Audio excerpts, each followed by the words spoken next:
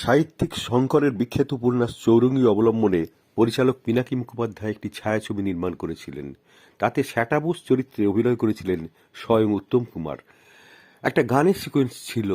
অন্ধকার রাত্রে হোটেলের ছাদে দাঁড়িয়ে গানটি গাইবেন শ্যাটা বোস। মেঘের পরে মেঘ জমেছে, আঁধার করে আসে। কিন্তু সিকোয়েন্সটি উত্তম কুমারের মোটে পছন্দ হচ্ছিল না।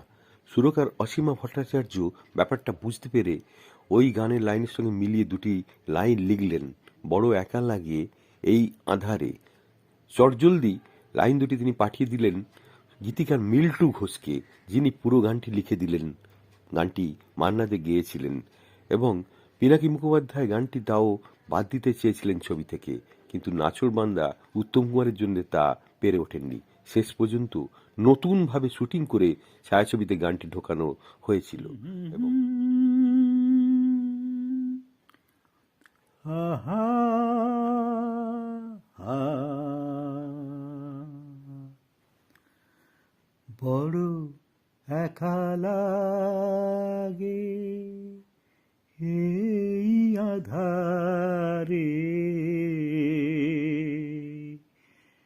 মেঘেরও খেলা আকাশ পারে, মেঘেরও খেলা আকাশ পারে,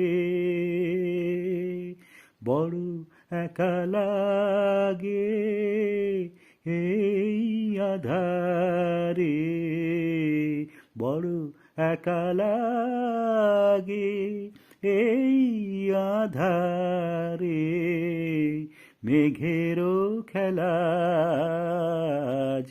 আকাশ পারে।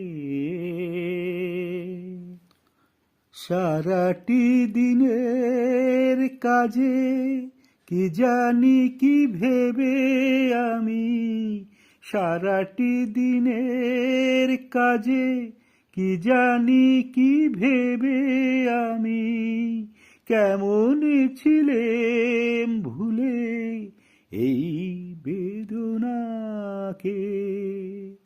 কে যে বলে দেবে এই আমাকে, কে যে বলে দেবে এই আমাকে, মেঘেরও খেলা